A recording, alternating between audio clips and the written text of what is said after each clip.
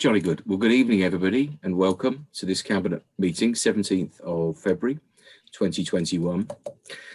Can I start by asking whether anybody's aware of any apologies for absence? I've had apologies actually from James Hill. Any other apologies at all? Not received any apologies, Chair. No. Okay. Thank you, Catherine. We have some minutes to look at. This is the minutes of our meeting on the 20th of January. Does anybody have any suggestions for alterations, amendments, corrections on those minutes? In which case I just ask you to confirm your agreement, please, to those minutes. Is that agreed? Agreed. Agreed. That's great. Thank you very much. We have no intention to hold any part of this evening's meeting in private. We have no deputations or public addresses. Can I ask if any member of the Cabinet has any declaration of interest to make on any item that's on this evening's agenda? No, I think we're all clear there. That's great. We have no. Sorry. Thanks, just for clarity, I am a trustee of number 78 St George's Avenue, which is obviously very, very close to item number 7. So, just for clarity, I'm a trustee of a neighbouring property. Okay, thank you, Mike. We'll note that. That's helpful. Okay, no issues arising from overview and scrutiny this evening, so we'll go to our first main report. This one is with Stephen, with no speakers registered, Stephen. This is the proposed redevelopment of the former Avenue campus to provide affordable housing. Over to you to pull out some highlights, Stephen. Thank you, Chair. For the members, for the benefit of the public who are listening in, I hope. This is the third time we've brought a report about St George's Avenue campus to the Cabinet. We've dealt with the matter of the purchase of the site and then the use of the Newton building by MPH. And what we're seeking tonight is agreement in principle to the development of the site for affordable housing. We're talking about 170 affordable homes in the various constituency parts of the site. The Madewell building, subject to part demolition and conversion, should provide 58 new homes. We're seeking to convert the Bassett halls of residence to provide 8 2-bedroom properties and 43 bedroomed apartments. And the Quinton building will be converted to a family home after use as a site office. And then there's plans to construct 63 other properties on the site. Yes, echo. As explained in the report, this is subject to a number of planning matters that have to be dealt with. For example, the outline planning permission presumes the demolition of Bassett House, and there are reserved matters to be dealt with on the development. But the core principles of the outline application made by the university and reprinted at page 19 of the report will stand. One of the other matters to be dealt with is that the outline application does not provide for affordable housing. This will obviously raise matters of viability that we have to consider. We're planning an application to the Homes England for grant funding.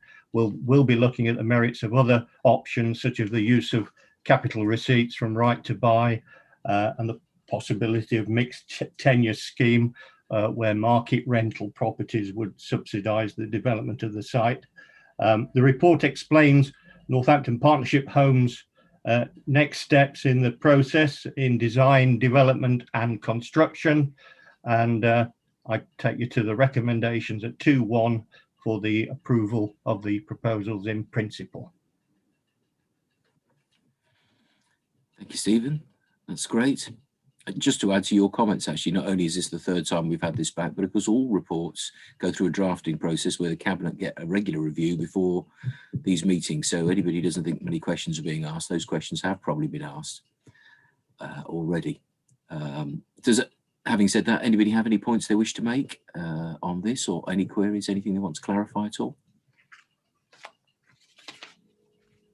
Oh, Tim, you're on mute, I think. Were you? Yet another really exciting housing project for Northampton. Absolutely agree with that, isn't it, Just? It's absolutely tremendous. Regeneration of an important set of buildings and site, an opportunity for 170 new homes. It's fantastic. Brandon, you were going to come in. Yeah, just to echo what Tim just said and yourself, really, Chair. We promised we'd make sure houses are being built within Northampton Borough, and we're keeping to that promise. We might be selling a few on the right to buy, but we're actually building more than what we're selling now. So, which is a very positive step forward, and this is what we promised. That's what we're delivering. So, well done to Steve and his team, but also to my finance team as well and the planning team for making sure all work together on the same page on this and getting this through and making sure it's done for people in Northampton. Absolutely. Thank you for your comments, Brandon. You're absolutely right. Huge thanks to everybody involved. Don't see any further hands. If there's no further comments, I'll just, as Stephen has, direct your attention to the recommendations, which is always at section 2. Can I just ask you to confirm your agreement to those recommendations, please? Agreed? Agreed. Thank you very much indeed.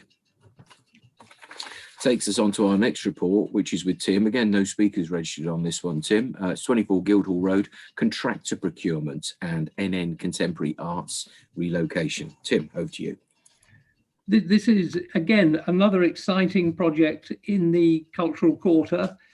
We bought the building a few years ago with the intention of combining it with the museum. That wasn't possible, but as luck would have it, NN Contemporary Arts were going to be homeless, and so we were able to buy this, do a minor refurbishment on it and get them in there to ensure that they stayed in business and stayed in the Cultural Quarter in Northampton.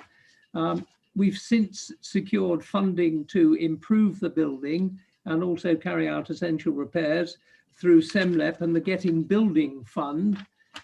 That has some fairly tight timescales, and so we put Borough Council match funding to provide the next stage of the design process, and that's set out in 3.1.26. So this is now the next stage to use the funds that have been awarded to carry out the repair works and refurbishment of the lower ground and upper ground floors to make a proper home for NN Contemporary Arts. Also to do some roof repairs and structural repairs to make sure that the building is fit for the next stage, which would be to refurbish the upper floors, the second, third and fourth floors, possibly as an extension to the Vulcan Works, which will be coming on stream shortly. So another exciting development in the town centre. The recommendation delegates authority for choosing the contractor to the Acting Director of Economy and Assets, Borough Secretary, Chief Finance Officer and Cabinet Member for Regeneration. And that is set out in the single recommendation at 2.1. And I commend it to the Cabinet. Thank you, Tim. Yes, that's great. As you say, another exciting project. So much wonderful stuff going on in that area with the museum, ready to open when the lockdown finishes. And this and NN Contemporary Gallery making an important contribution to the cultural life of the town and a contribution they're looking to increase. So it is tremendously exciting. And again, great thanks to all those who've been involved in bringing this project so far.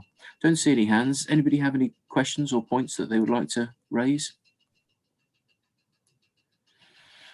No, okay. In which case, let me, as Tim has, direct your attention to the recommendations at section 2, single recommendation. Can I just ask you to confirm your agreement, please, to that recommendation? Is that agreed? Agreed. That's great. Thank you very much indeed. That was our last item. Thank you very much for your attendance. We'll close the meeting at that point. Our next meeting is scheduled for our next cabinet